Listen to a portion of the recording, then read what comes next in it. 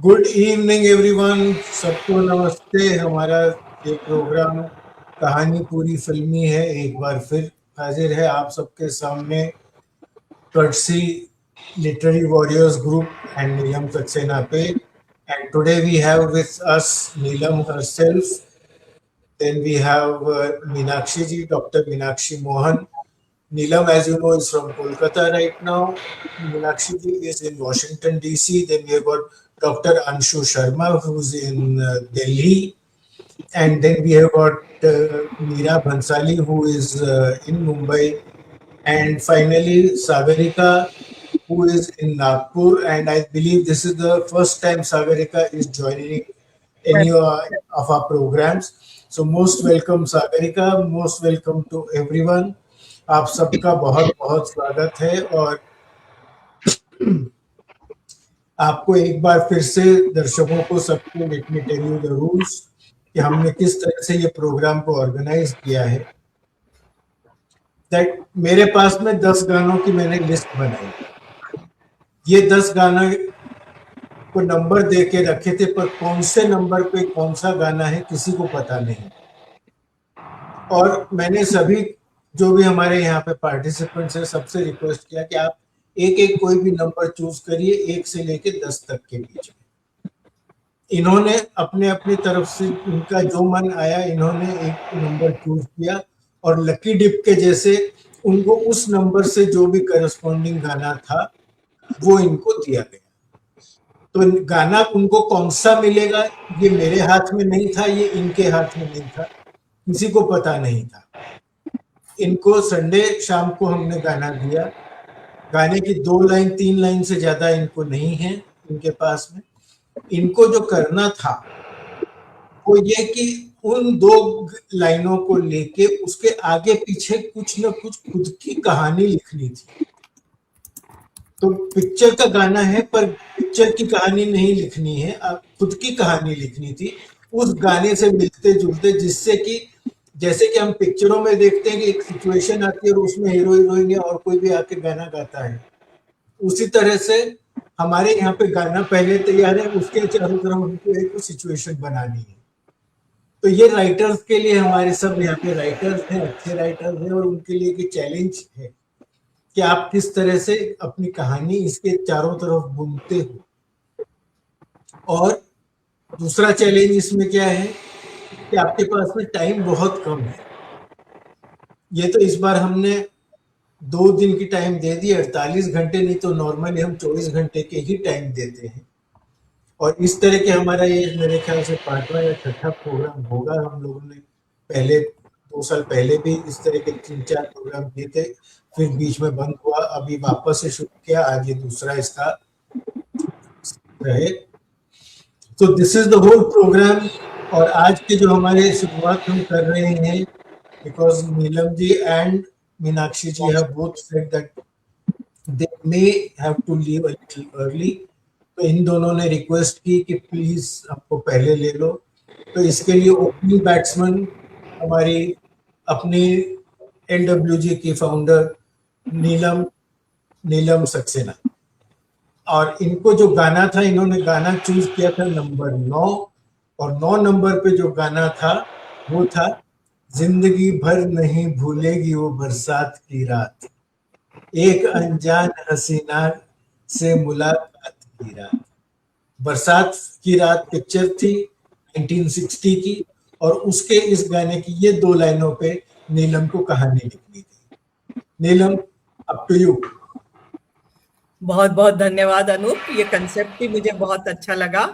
और ये जो गीत है, जिंदगी भर नहीं भूलेगी वो बरसात की रात, एक अनजान हसीना से मुलाकात की रात, this was full of possibilities. और मैंने ये कहानी लिखी थी आपने जब गाना दिया उसके 15 मिनट में। बारिश की बूंदें टप टप करती हुई यूं बरस रही थी जैसे दिल पर सीधे बंदूक से कोई गोली चला रहा हो। मैं ऐसे ही टूटा हुआ था, और ये बारिश मुझे मेरी चोट याद दिलाए जा रही थी। बहुत प्यार करता था मैं जानवी से, पर न जाने उसकी क्या मजबूरी थी कि वो किसी और से शादी करने के लिए राजी हो गई थी? कैसे वो वादे, कैसा वो प्यार, कैसा वो प्यार का इजहार, कैसा वो इकरार। वो इस जमाने में भी खत लिखा करती थी। जब मैंने लाइटर से एक एक खत जला दिए और फिर भी मन शांत नहीं हुआ तो मैं हुगली नदी के किनारे दौड़ पड़ा। मुझे जानवी के बिना एक पल भी जीना गंवारा नहीं था। नदी की लहरें कुछ ज्यादा ही तेज बह रही थी। मेरी सांस भी धौंकनी की तरह चलने लगी। प्रिंसिप घाट पर मैं और मेरी तन्हाई के अलावा कोई नहीं था। माँ का बीते वर्ष देहांत हो गया था। पिताजी को सिर्फ बड़े भाई से प्यार था, मुझसे तो बात तक नहीं करते थे। जानवी, जानवी मेरे जीवन में हवा के पंखे झोंकती सी आई और दिल के हर कोने में बस गई। अब वही नहीं थी तो दिल में शून्यता थी। सोचने लगा, अब जीने से क्या फायदा। अचानक बिजली कौंधी। अपने भीगे हुए बदन को नदी के हवाले करने का विचार भी उसके संग ही कौंधा और मैं तेजी से सीढ़ियां उतरने लगा। मुझे नदी में समा जाना था। मैं उसमें छलांग लगाने के लिए आगे बढ़ ही रहा था कि एक आवाज ने मुझे चीखते हुए कहा, नहीं, तुम ऐसा नहीं कर सकते। मैं पीछे मुड़ा। वहां जानवी की हम शक्ल लड़की खड़ी थी। वही सांवले नयन नक्श, वही बादामी आंखें, वही पतले गुलाबी होंठ और वही सुरीली आवाज। पर वो जानवी नहीं थी, ये दिल को यकीन था। वैसे भी उसके बाल में मोगरे के फूल थे, वो तो जानवी कभी नहीं पहनती थी। और फिर वो तो 1000 मील दूर बनारस जा चुकी थी ना, वहीं उसकी शादी होनी थी। कौन हो तुम? मैंने हैरत में चिल्लाते हुए कहा। तुम्हारी दोस्त, कहते हुए वो आगे आई और मेरा हाथ पकड़कर आगे को बढ़ने लगी। मैं भी किसी चुंबक की तरह उसके पीछे चला जा रहा था। हम दोनों एक बेंच पर बैठ गए, चुपचाप, खामोश। मेरे दिल में हलचल चल रही थी। मैंने कहा, तुम बिल्कुल जानवी जैसी दिखती हो। उसने बात काटते हुए कहा, पर हूं नहीं। फिर कौन हो?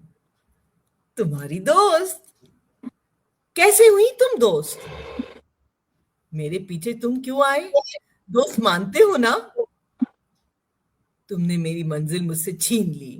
मेरा कोई नहीं है, कोई नहीं। मैं चीख उठा। उसने धीरे से मेरा सर अपनी गोद में रख लिया। मेरे बाल धीरे धीरे सहलाने लगी। जानवी भी ऐसे ही मेरे बाल सहलाते हुए कहा करती थी, तुम्हारे घुंघराले बाल मुझे बहुत पसंद है। क्या तुमको पता है, जानवी भी तुम्हारे ऐसे ही बाल सहलाया करती थी? मैंने फिर से चिल्लाते हुए कहा, तुम बताती नहीं कि तुम हो कौन। वो मेरे हाथ पर आई हुई पसीने की बूंद पहुंचते हुए बोली, इतना गुस्सा ठीक नहीं है। चलो, मुझे जानवी के बारे में बताओ। मैंने शुरू की तो कहानी खत्म कहाँ होनी थी। मैं बोलता ही रहा, वो सुनती रही। अचानक देखा पौ फटने वाली है। मैं कुछ शांत हो गया था। आखिरकार वो बोली, जानवी ने एक बार मना किया और तुम मान गए। बड़े बुजदिल हो, जाओ और सबके सामने उसका हाथ थाम लो। मैंने ऐसा तो सोचा ही नहीं था। पूछा, अगर कुछ हो गया तो जानवी को, कोई उसे कुछ कहे तो मैं ये बर्दाश्त नहीं कर सकता। पर उसे जाने देना बर्दाश्त कर सकते हो? मैं सोचने लगा। अब तो चिड़िया की चहचहाहट सुनाई देने लगी थी। बारिश भी बंद हो चुकी थी। मुझे लगा मुझे जाना होगा जानवी के पास। हावड़ा स्टेशन की तरफ दौड़ने के लिए अचानक उठा। वो मुस्कुराई। जाते जाते मैंने पूछा, तुम हो कौन? अब तो बता दो, तुमने मुझे नई जिंदगी दी है। वो फिर मुस्कुराई। मैं उषा हूं, सबके दिल में उम्मीद की किरण पैदा करना यही मेरा काम है। मुझे कुछ समझ में नहीं आया। जानवी को पाने की जल्दी थी और मैं स्टेशन पहुंचने को आतुर था। थोड़ा सा ही था कि लगा उषा का मोबाइल नंबर तो कम से कम ले लूं, उसको बाद में धन्यवाद दे दूंगा। वापस पहुंचा तो बेंच खाली थी। मैं उसे बेतहाशा खोजने लगा। बेंच पर फिर से ध्यान गया। जहां मैं बैठा था वो इससे सूखा था, और जहां वो बैठी थी वो पूरा गीला, मानो जैसे कोई वहां कभी न बैठा हो। बस वहां वही मोगरे के फूल पड़े थे जिन्हें उसने बालों में गूंथा था। मोगरे के फूल को हाथ में ले मैं स्टेशन पहुंचा। उसको हाथ से नहीं छोड़ा जा रहा था। ट्रेन में सामने बैठे यात्री ने पूछा, ये मोगरे का फूल लेकर क्यों बैठे हो? मेरे मुंह से आवाज निकली, जिंदगी भर नहीं भूलेगी वो बरसात की रात, एक अनजान हसीना से मुलाकात की रात। यही उसकी याद की निशानी थी। उसके चेहरे से नजर आ रहा था उसे कुछ समझ में नहीं आया।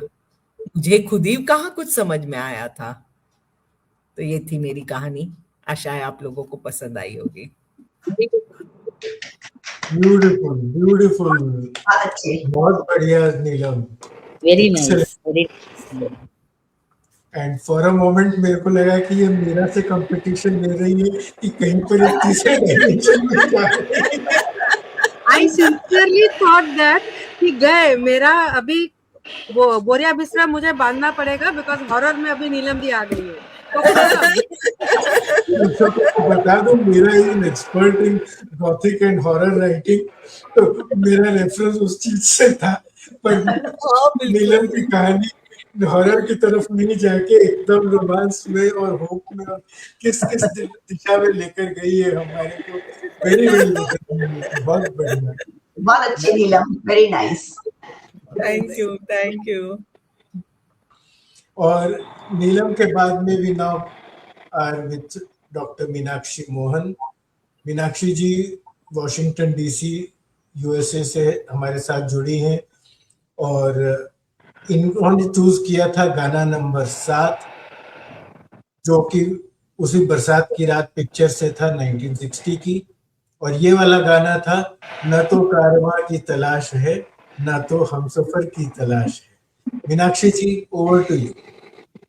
Thank you so much, Anup ji. This was such a challenging thing for me, but I love challenging, and I wrote after a Hindi film after a very long time after my college days. So हम अपनी कहानी से thank you Neelam for the platform also. तो ये कहानी इस कव्वाली पर निर्धारित है। मेरी कहानी का नाम है अमर प्रेम। ना तो कारवां की तलाश है, ना तो हम सफर की तलाश है। मुझे ना तो लोगों की भीड़ चाहिए, ना ही कोई साथी की तलाश है। मुझे उस पथ की तलाश है जो हमें तुम तक पहुंचा दे। अमर प्रेम। नेहा अपने माता पिता की इकलौती और लाडली बेटी थी। उसका भाई उससे 5 साल बड़ा था। वो अपने भैया की बहुत दुलारी प्यारी थी। पूरे परिवार के स्नेह और दुलार के साए में नेहा का बचपन किसी सुनहरे सपने जैसा बीता। उसके पिता अक्सर गर्व से कहते थे, जहाँ नेहा के कदम पड़ते हैं वहाँ साक्षात रोशनी हो जाती है। भाई का प्रेम ऐसा था कि वो नेहा की एक मुस्कान के लिए अपनी जान तक देने को तैयार रहता था। नेहा को हमेशा यही लगता था कि जीवन का यह सुखद क्रम कभी नहीं टूटेगा, पर समय की अपनी गति होती है। देखते ही देखते वो स्कूल की दहलीज पार कर कॉलेज के आखिरी साल में पहुंच गई। तभी उसके पिता के एक पुराने और विश्वसनीय मित्र ने अपने बेटे नितिन के लिए विवाह का प्रस्ताव भेजा। नेहा ने नितिन को कभी नहीं देखा था, पर उसके परिवार में नितिन की योग्यता और किस्से मशहूर थे। नितिन एक असाधारण छात्र था, जो उस समय यूनिवर्सिटी ऑफ कोलोराडो से फिजिक्स में मास्टर कर चुका था और न्यूयॉर्क में अपनी इंटर्नशिप पूरी कर रहा था। विवाह के बाद नेहा की दुनिया पूरी तरह बदल गई।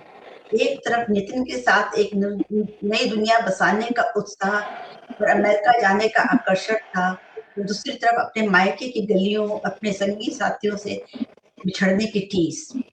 7 समुद्र पार का वो सफर नेहा के लिए भावनाओं का एक भंवर था। अमेरिका में शुरुआत के दिन आसान नहीं थे। वो एक नया देश था, नया परिवेश था और एक अलग तरह का संघर्ष।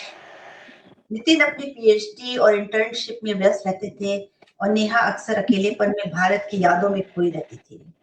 लेकिन जब उनके घर एक छोटे से चिराग ने जन्म लिया, तो नेहा के जीवन को एक नया उद्देश्य मिल गया।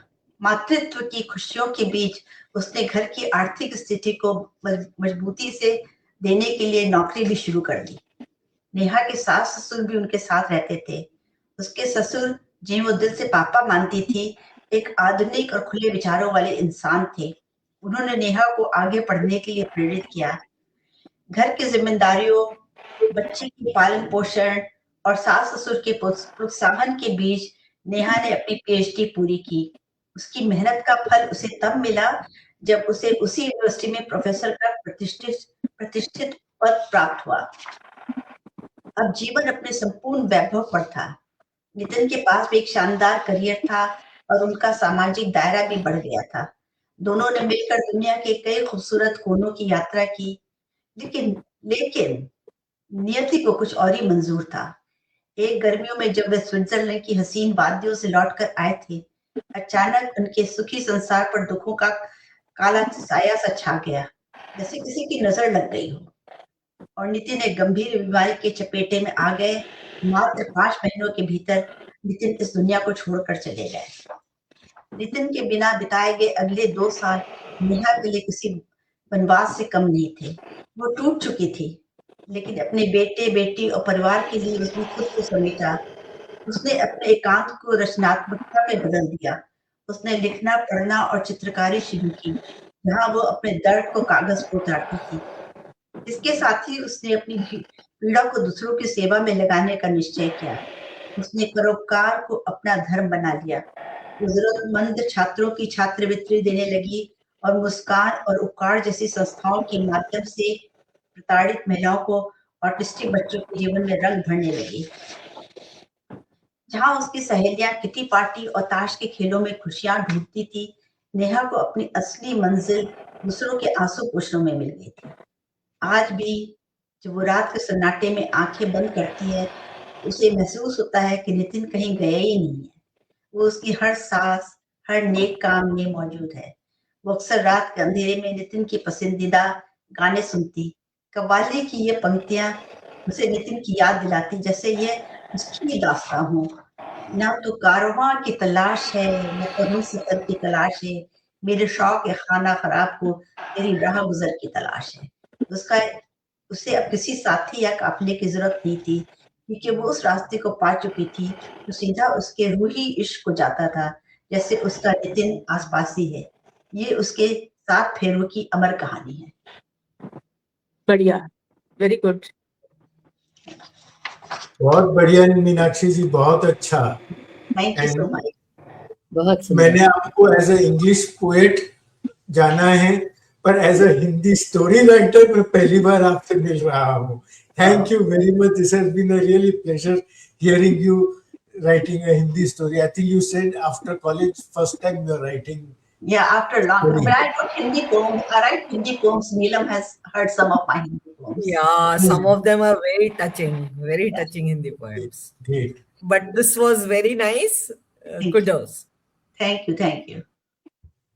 So friends, let's move forward. आगे चलते हैं और मीनाक्षी जी के बाद में हम चल रहे हैं दिल्ली। सीधा वॉशिंगटन से फ्लाइट पकड़कर आ गए हैं दिल्ली, और दिल्ली में हम डॉक्टर अंशु शर्मा जी से पूछ रहे हैं कि इनको जब गाना नंबर 6 इन्होंने चूज किया, तो क्या इन्होंने सोचा था कि इनके लिए कौन सा गाना मिलेगा? कुछ अंदाज था इनको? अंशु जी? नहीं, कोई अंदाजा नहीं था मुझे। कोई नहीं था, किसी को भी नहीं था। और इनको जो गाना मिला है वो है सुजाता फिल्म 1959 की, जलते हैं जिसके लिए तेरी आंखों के दिए, ढूंढ लाया हूं वही गीत मैं तेरे लिए। Anshu ji, most welcome. Thank you, Anup ji, for this beautiful concept. मैंने पहले भी ये वाला कार्यक्रम देखा था, कुछ समय पहले जब आपने किया था, और उस समय से ही मेरी इच्छा थी कि इस कार्यक्रम में मैं भी शामिल हूँ। तो आज आपने इसे साकार कर दिया, बहुत-बहुत धन्यवाद। और साथ ही मैं नीलम सक्सेना जी की भी बहुत शुक्रगुजार हूँ कि उन्होंने हमें इतना सुंदर पटल दिया है और हम लोग इस पे तरह-तरह के कार्यक्रम और तरह-तरह की काव्य गोष्ठियाँ कर पाते हैं, अपने फीलिंग्स और इमोशंस को एक्सप्रेस कर पाते हैं। Thank you so much. तो अब मैं आती हूँ अपनी आज की कहानी पर। मेरी कहानी का शीर्षक है एक अधूरी कहानी। तो ये कुछ इस तरह से है। उस बड़े शहर की भागती दौड़ती जिंदगी में, जहां हर चेहरा किसी न किसी चिंता में डूबा रहता है, वहीं पर एक छोटा सा सरकारी अस्पताल था, पुराना, भीड़ भाड़ वाला, लेकिन उम्मीदों से भरा हुआ। वहां मरीज ज्यादा और डॉक्टर तथा स्टाफ कम थे। डॉक्टर श्रेया वहां पर नई नई पोस्टिंग पर आई थी, आदर्शों से भरी हुई, हर मरीज को सिर्फ केस नहीं बल्कि इंसान समझने वाली। पर जल्दी ही उन्हें समझ में आ गया था कि इस अस्पताल में संसाधनों की कमी, कर्मचारियों की थकन और व्यवस्था की जटिलताएं सभी मिलकर मानवीय संवेदनाओं को कुंद कर रही हैं। एक दिन इमरजेंसी में एक बुजुर्ग मरीज लाया गया। नाम था रघुवीर। उसकी हालत गंभीर थी, लेकिन उसकी आंखों में एक अजीब सी शांति थी। डॉक्टर श्रेया ने तुरंत इलाज शुरू किया। कई घंटों की कोशिशों के बाद ही उसकी हालत थोड़ी स्थिर हुई। अगले कुछ दिनों में श्रेया रोज रघुवीर के पास बैठकर उनका हाल पूछती रहती। वे कम बोलते थे, लेकिन जब भी बोलते उनकी आवाज में एक अपनापन होता। एक दिन श्रेया ने यूं ही पूछ लिया, आपके परिवार में कौन कौन है? रघुवीर ने हल्की सी मुस्कान के साथ कहा, कोई नहीं है अब, सब थे पर अब नहीं है, बस उन दिनों की यादें हैं और एक गीत। कौन सा गीत? श्रेया ने उत्सुकता से पूछा। अभी नहीं, उन्होंने आंखें बंद करते हुए कहा, जब जाने का वक्त आएगा ना यहाँ से, तब सुनूंगा। दिन बीतते गए। श्रेया का लगाव उन बुजुर्ग से बढ़ता ही चला गया। वे केवल उनके लिए मरीज ही नहीं, जैसे अपने से हो गए। एक रात अचानक उनकी हालत बिगड़ने लगी। मॉनिटर की बीप तेज होने लगी। श्रेया भागती हुई आई, टीम को बुलाया, हर संभव कोशिश की, लेकिन समय जैसे हाथों से फिसल सा रहा था। रघुवीर ने धीरे से आंखें खोली, श्रेया की तरफ देखा और बहुत धीमी आवाज में बोले, डॉक्टर, अब शायद वक्त आ गया है। श्रेया की आंखें भर आईं। नहीं नहीं, आप ठीक हो जाएंगे। उन्होंने हल्का सा सिर हिलाया और कहा, एक वादा था मेरा, वो गीत। कमरे में सन्नाटा छा गया। मशीनों की आवाज के बीच रघुवीर ने बहुत धीमे, टूटते से स्वर में गाना शुरू किया, गुनगुनाना शुरू किया। जलते हैं जिसके लिए तेरी आंखों के दिए, ढूंढ लाया हूँ वही गीत मैं तेरे लिए, जलते हैं जिसके लिए। उनकी आवाज कांप रही थी, पर हर शब्द में एक गहरी सच्चाई थी, जैसे किसी अधूरे प्यार, किसी खोई हुई जिंदगी की पूरी कहानी उसी धुन में सिमट आई हो। श्रेया की आंखों से आंसू बहने लगे। उस पल उन्हें समझ में आ गया कि डॉक्टर होना सिर्फ इलाज करना नहीं, बल्कि किसी के आखिरी पलों में उसका साथ देना भी है। गीत खत्म होने से पहले ही मॉनिटर पर ईसीजी की एक सीधी रेखा खिंच गई। कमरे में एक गहरा सन्नाटा छा गया।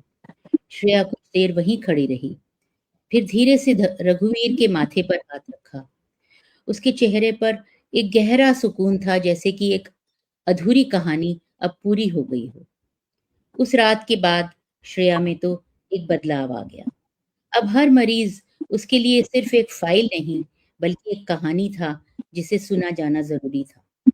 और कभी-कभी जब अस्पताल की भीड़ में श्रेया को थकान घेर लेती, तो उसके कानों में वही धीमी सी धुन गूंज जाती, जलते हैं जिसके लिए तेरी आँखों के दिए, ढूँढ लाया हूँ वही गीत मैं तेरे लिए, जलते हैं जिसके लिए। और वो फिर से अपने काम में लग जाती, एक नई संवेदना के साथ। धन्यवाद। बहुत बढ़िया। Thank you. Very nice Anshu ji, बहुत बढ़िया। और फ्रेंड्स, आपको पता होगा शायद कि अंशु जी, जब मैं बोलता हूँ डॉक्टर अंशु शर्मा, ये मेडिकल डॉक्टर हैं और उनका जो एक्सपीरियंस है वो मुझे वहां पे दिख रहा है कि उनकी कहानी में जिस तरह से उन्होंने हॉस्पिटल का वर्णन और जिस तरह से उसके पीछे जो डॉक्टरों का उनका पेशेंट्स का रिलेशन जो था, बहुत बढ़िया Anshu ji, very well done. Thank you very much for this story. Thank you. Thank you. And now we have with us, अब हमारे साथ में है सागरिका जी। सागरिका नागपुर से है और जैसे कि मैंने आपको अभी बताया कि ये इनका हमारे LWG प्लेटफॉर्म पर पहला प्रोग्राम है और पहला प्रोग्राम भी इस तरह का कि जहां पर तैयारी करने भी कुछ नहीं मिलती है और एकदम से नया फॉर्मेट, नई चीज। तो इनके लिए क्या बोल रहे वो कि ऑस्ट्रेलिया के फास्ट बॉलर्स के सामने ओपनिंग बैट्समैन की पहली इनिंग्स, वो उस तरह की सी इनकी पोजीशन है। तो I give very warm welcome Sagarika ji, आइए and wish you all the best in the long innings in LWG। Welcome Sagarika. Good evening Anup ji, आपने मुझे मौका दिया कुछ बोलने का। आपने जो सॉन्ग दिया था वो था सर जो तेरा चकरा है या दिल। तो just heading of my story sir जो तेरा चकरा है। तो हियर गोज द स्टोरी। बारिश की छोटी छोटी बूंदें के छोटे शहर में बरस रही थी। रमेश नाई था, अपनी दुकान में बैठकर ग्राहकों का इंतजार कर रहा था। उसकी रेडियो पे गाना बजने लगा, सर जो तेरा चकराए या दिल डूबा जाए, आजा प्यारे पास हमारे, काहे घबराए काहे घबराए।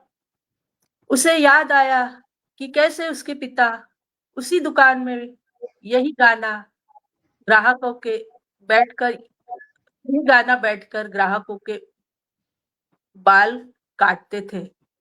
थोड़ी देर बाद एक युवक ने रमेश की दुकान में प्रवेश किया। उसका चेहरा उदास और मन विचलित था। परेशानी उसकी आंखों में झलक रही थी। भैया, बाल कटवाने हैं, उसने कहा। रमेश ने तुरंत अपनी कैंची चलाई। गाना तो बज ही रहा था रेडियो में। सुन सुन सुन, अरे बाबा सुन। धीरे धीरे गाना सुनते सुनते युवक के चेहरे पर हल्की सी मुस्कान आने लगी। वह बोलने लगा, भैया गाना तो बहुत सुंदर है।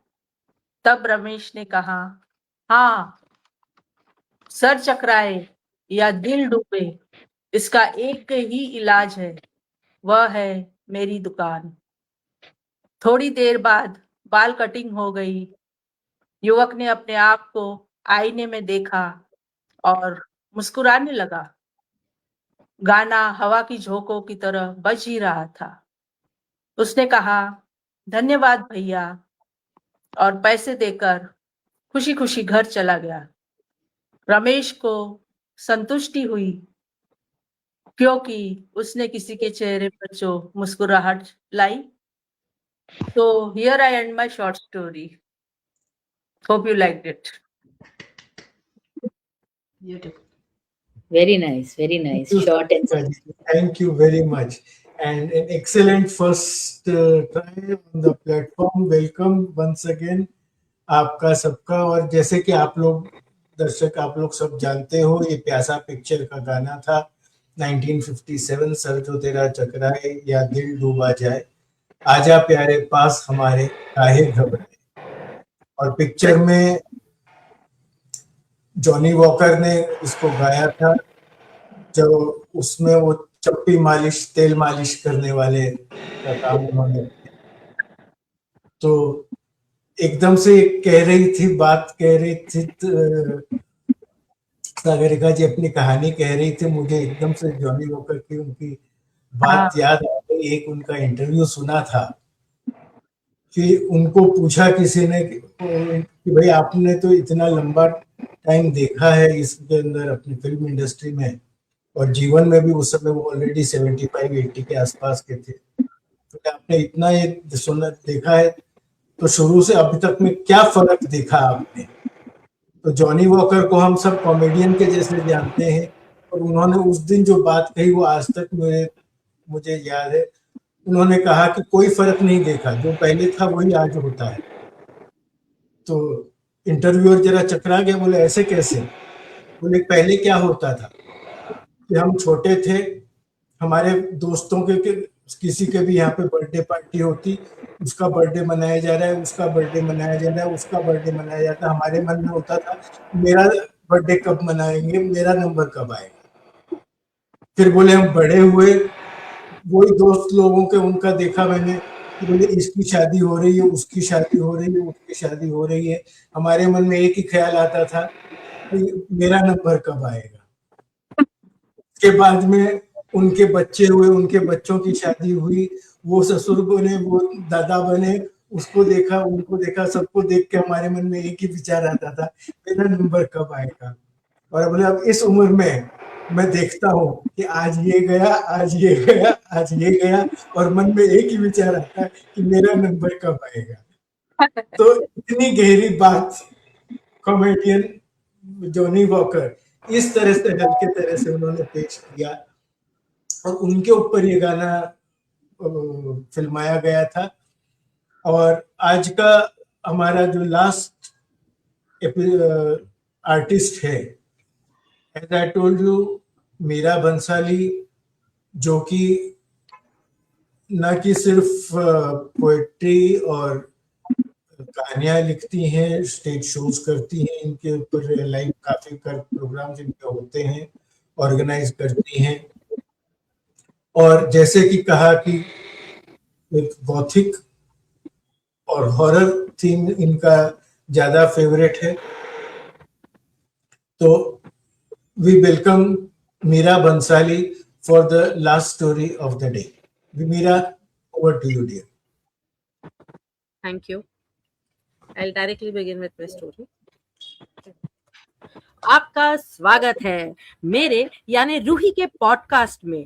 आपकी कही मैंने सुनी, यस, आपके डेयर्स मैंने किए एक्सेप्ट, चाहे वो एक रात सिमेट्री में हो या बंजी जंपिंग हो, या मे बी राह चलते किसी का मुर्गा बनाना हो, या टेस्टिंग मैगी एंड चॉकलेट, यक, but I did that right आपके लिए। जब तक आपकी रीजनेबल डिमांड है तब तक पूरी होंगी आपकी डिमांड्स। अब देखते हैं आज की डिमांड क्या है। Let's see. Oh, this is interesting. एक आयरा करके हमारी लिसनर है और उनका डेयर है that I have to draw particular सिजिल।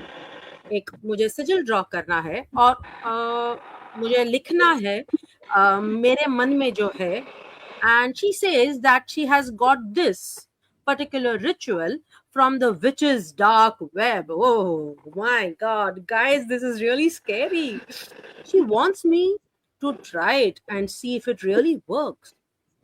And guys, इसकी कमेंट्स को तो 10K लाइक्स आए हैं, यानी आप सभी की डिमांड है कि मैं ये रिचुअल ट्राई करूं। ओह, आई एम एक्साइटेड, क्योंकि मैंने कभी ऐसा कहीं सुना भी नहीं है और कभी किया भी नहीं है। Okay, here goes nothing. Ayra, अगर तुम अभी मेरा ये पॉडकास्ट सुन रही हो तो जल्दी से फटाफट से मुझे ईमेल करो कि मुझे करना क्या है exactly, and I will do it. Oh guys, Ayra का तो ईमेल भी आ गया। ओके, शी सेज दैट मुझे रात को 3:33 शार्प 3:33 मुझे ये एक सिजल उसने सेंड किया है, वो मुझे ड्रॉ करना है। ओके, उसने रिचुअल भी लिखा है, उसे कैसे करना है। तो guys, the dare is on. रात को यानी 3:33 एग्जैक्ट टाइमिंग। तो मैं 3:30 को I be live on my insta page, and जब मैं इंस्टा पेज पे लाइव हूं तभी मैं आप सभी के सामने ये रिचुअल करने वाली हूं। ठीक है, तो guys, see you at 3:33 on my insta page. Ciao, and हाँ, लाइक सब्सक्राइब करना मत भूलना। ये कहते ही रूही अपने पॉडकास्ट से चली गई और उसने तैयारी शुरू कर दी इस रिचुअल के लिए। And as promised, Roohi live थी 3:30 को अपने इंस्टाग्राम पेज पर। उसने हूबहू वही सिजिल ड्रॉ किया एग्जैक्ट 3:33 AM को, और जो भी उसका मैनिफेस्टेशन था उसने वो अपने डायरी में लिख दिया। उसे चाहिए था एक पार्टनर, एक लाइफ पार्टनर, एक बॉयफ्रेंड। तो उसने डिटेल में उसके ट्रेट्स लिखे। काम, emotionally available, deeply understanding, spiritually align होना चाहिए, है ना। और उसने जो एक बेसिकली ग्रीन फ्लैग उसने लिखा। ये रिचुअल उसे 21 डेज तक करना था। उसने दिए भी जलाए, कैंडल्स जलानी थी, कैंडल्स जलाए। 21 days every night at 3:33 Roohi ने ये सब रिचुअल्स किए। At first nothing unusual, then उसे बारीकी से उसने ध्यान दिया तो उसे महसूस होने लगा कि उसे लगातार कोई देख रहा है। जब वो आसपास देखती तो कोई नहीं, लेकिन उसे किसी की नजरें अपने ऊपर महसूस होती। ड्रीम्स, उसके सपने एकदम अजीब से, और कभी कभी उसे लगता जैसे मानो उसके सामने कुर्सी पर कोई बैठा हो। ये 21 दिनों तक सिलसिला चलता रहा। ऑन डे 22 जब वो अपने जिम से बाहर आ रही थी तब, oh oops, sorry, I didn't see you, मैं अपने ख्यालों में थी। ओह वाओ, काफी हैंडसम दिखता है ये लड़का। ओह, आई एम सो सॉरी, मेरा नाम आरव है। आप? Hi Aarav, my name is Ruhi. I am so sorry, I didn't see you, मैं अपने ख्यालों में थी। It's okay Ruhi, it's okay. And बस यहीं से उनकी मुलाकातें शुरू हो गई, रूही और Aarav. They started dating. Aarav वही सब बातें करता जो रूही सुनना पसंद करती थी। कभी कभी तो वो रूही की सेंटेंस को कंप्लीट कर देता। उसके जो स्पिरिचुअल प्रेफरेंसेस थे सेम थे, खाने पीने की चीजें सेम, व्हाटएवर रूही लव्ड। कुछ ज्यादा ही परफेक्ट था ये सब। He was her mister right. ये सिलसिला 1 महीने तक चलता रहा, लेकिन फिर कुछ अजीब सा होने लगा। आरव ऐसी बातें करता, उनकी कॉन्वर्सेशंस रिपीट करता जो रूही ने कभी उसके साथ किए ही नहीं। वो इतनी डिटेल में रूही की वियर्ड हैबिट्स को बताता, लेकिन रूही ने कभी उसके साथ ये बातें शेयर ही नहीं की थी। तो उसे कैसे पता चला? रूही की बचपन की बातें उसने कभी किसी से शेयर नहीं की, लेकिन आरव को सब पता था। और एक दिन अचानक आरव ने कहा, आरव गुनगुनाने लगा, तुमने पुकारा और हम चले आए। रूही को लगा ये कहा है, कितना रोमांटिक है। लेकिन जब रूही ने उस दिन अपनी डायरी खोली, उसने देखा कि उस जर्नल में काफी सारी एंट्रीज हैं, काफी सारे सिजिल्स ड्रॉ किए हुए हैं। हैंडराइटिंग तो उसी की थी, लेकिन रूही को याद नहीं उसने कब लिखे। रूही ने कभी कुछ नहीं लिखा था, और वो जो सिजिल्स, वो ड्राइंग्स नहीं, वो रूही की हो ही नहीं सकती, वो रूही ने कभी की ही नहीं, उसे पता भी नहीं उसका मतलब क्या है। और उस डायरी के एक पन्ने में जो आखिरी वाली एंट्री थी वो थी, careful what you invite in, some doors never close. और वो बोल्ड रेड इंक में लिखा था। रूही चौंक गई। अब उसे डर लगने लगा, अपने आप से, आरव से डर लगने लगा। उसने सभी रिचुअल्स स्टॉप कर दी, उसने जर्नल्स लिखना बंद कर दिया, ये सोचकर कि शायद अगर मैं आरव के बारे में और कुछ ना लिखूं, ना सोचूं, तो शायद आरव चला जाएगा उसकी जिंदगी से। But Aarav didn't fade, he became more and more present. अचानक से उसके सामने आ जाता और वो रूही की हर आदतों को बदलने लगा। रूही बहुत घबराई हुई थी। अब रूही को जाकर समझ में आया कि वो मुझसे अट्रैक्टेड नहीं है, मैंने उसे मैनिफेस्ट किया है। रूही ने आरव से पूछा, Aarav, are you real? Aarav एकदम शांत, आइसीली काम एंड फर्म आवाज में कहता है, you created me Ruhi, and now you can't reject me. Ruhi वहां से भाग गई और अपने घर गई एंड उसने दरवाजा बंद कर दिया, सारे खिड़की दरवाजे बंद कर दिए और अकेली बैठकर कोने में रोने लगी। और उसने डायरी के हर एक पन्ने को फाड़ दिया। This can't be true. This can't be true. This can't be true. I don't want Arav in my life. This can't be true. तभी उसके फोन की घंटी बजी और उसने देखा एक मैसेज, यू कांट अनकॉल मी। और तभी सडनली रेडियो अपने आप बजने लगा और गाना बजा, बाबूजी धीरे चलना, प्यार में जरा संभलना, बड़े धोखे हैं इस राह में, बाबूजी धीरे चलना। And that was my story. Thank you.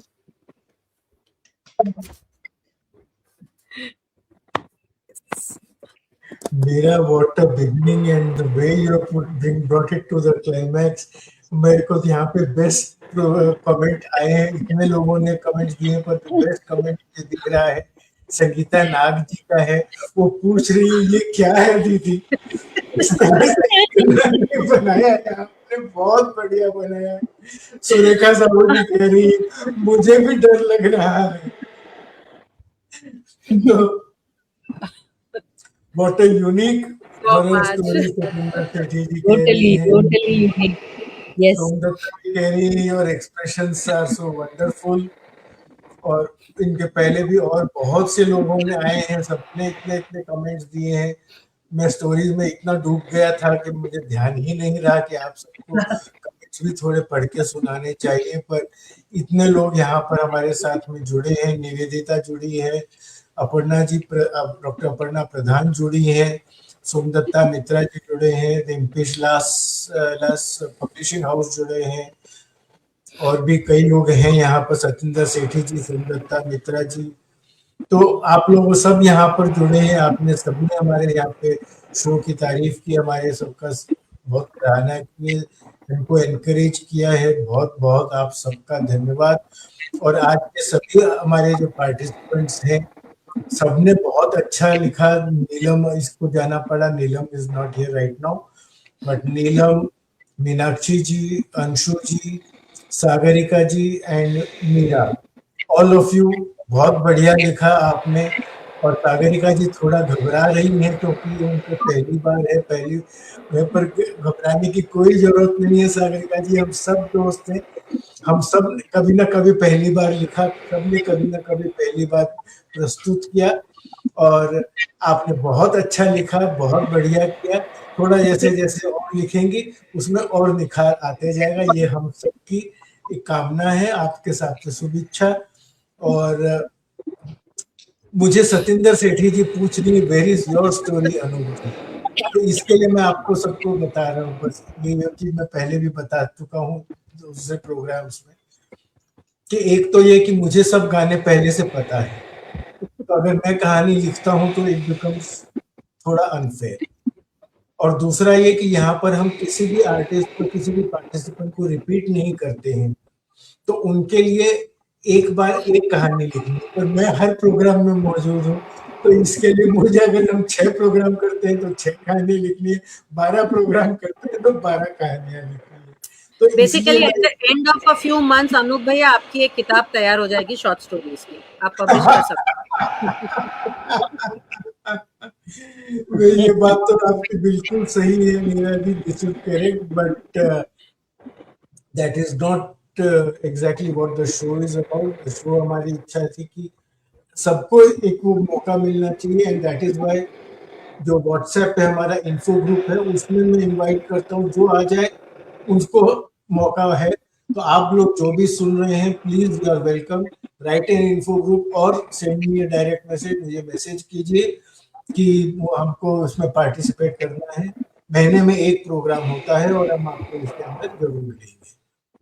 तो इसके साथ आज का प्रोग्राम हम फिनिश करते हैं, यहाँ पर एंड करते हैं, और आप सबका फिर से एक बार धन्यवाद और नमस्ते, शुभ रात्रि। शुभ रात्रि।